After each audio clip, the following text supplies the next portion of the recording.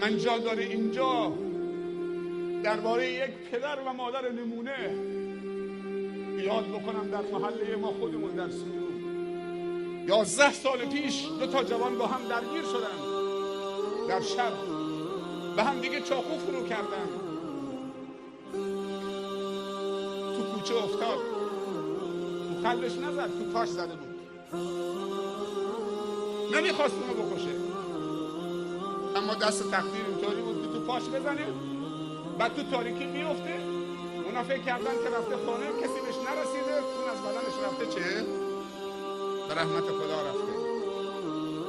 اون طرفی که چاقو رو میزنه تو پاش دستگیر کردن، 10 سال زندان تو بندر عباس.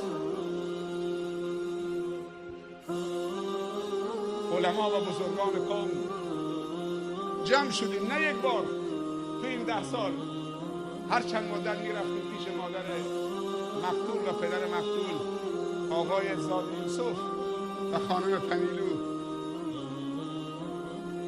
پدرم، برادرم، مادرم، اون دیگه بر نمیگرده، شما رضایت بدید.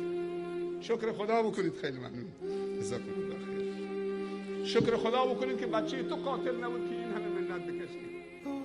حالا بچه تو مقتول مظلومه، همه دعای خیرش میکنن، حق به جانب شماست، اما لذتی که در گذشت هست در انتقام نیست.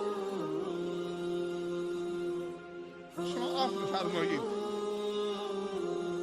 حالا 10 سال زندانه. حب انتقام خوب نیست.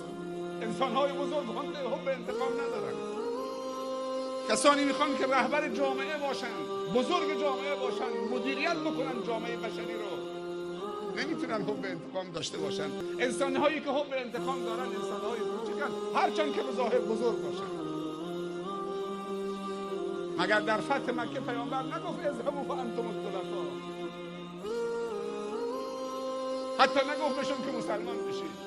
هند رو بخشید، هند جگرخوار که جگر حمزه رو به دندان گرفته بود و حمزه رو مسله کرده بود در غزوه بدر، در غزوه احد. ابو سفیان رو بخشید، هند رو بخشید. گفت اذهبوا فانتم الطلقاء یا معشر قریش ما تظنون انی فاعل بکم. گمان شما درباره من چیه؟ گفتن اخ کریم و ابن اخ کریم. تو برادر بزرگوار و برادرزاده بزرگواری، جز سخاوت و گذشت و عفو و بخشش چیز دیگه از تو سراغ نداریم. گفت برید همتون که آزادید، همتون رو بخشیدم. آخرین باری که 1 ماه پیش بود رفتیم با بزرگان محلمون پیش این پدرمون و مادرمون،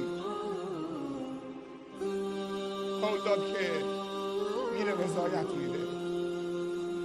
چند روز پیش، تقریبا 1 هفته پیش، تو روزنامه صبح ساحل خوندم که اون پسر آزاد شده.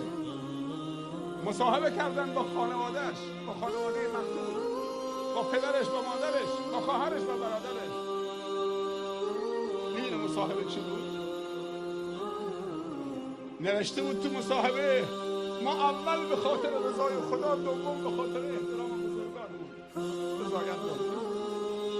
دیگه هم نمیخوایم، مزدی هم نمیخوایم.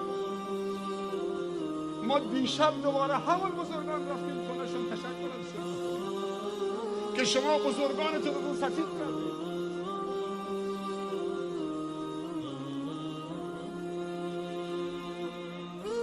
حالا حرفشون رو بشنوید، چه حرفی زدن دیشب. گفتن شیخ ما الان فکر میکنیم که این پسری که آزاد کردیم، رضایت دادیم، دوباره پسر مقتول خودمون به خودمون برگشته.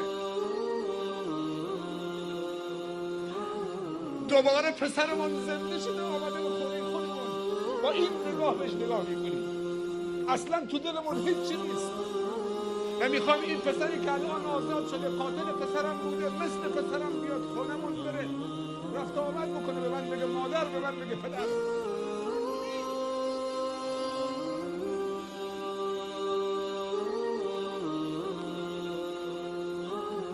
چقدر دلشون شاد بود. ازدواج بکنه، بچه هاشو میبینه، ما به خاطر هیچ چیز دلمون نیست. اول به خاطر خدا، دوم به خاطر بزرگان. بعضی موقع ها یک بحثی رو یک بز میشه 50 نفر از این طرف، 50 نفر از اون طرف، همه رو نیست و نابود میکنن، بزرگان وساطت میکنن، انگار بزرگی حرمتی ندارن. غرور تا چه حد؟ تکبر و خودخواهی و خودریزی تا چه حد؟